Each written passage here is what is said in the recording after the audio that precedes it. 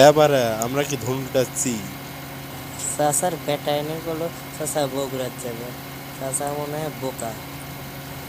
না চাচা দেরি আছে।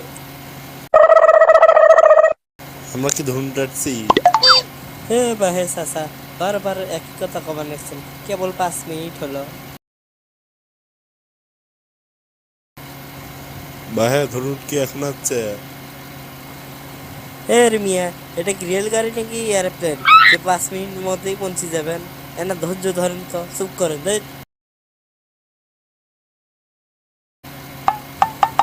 এই রে, ধনুর তো পার হয়ে আসছি, সামনের যায় গাড়ি ঘুরার লাগবে।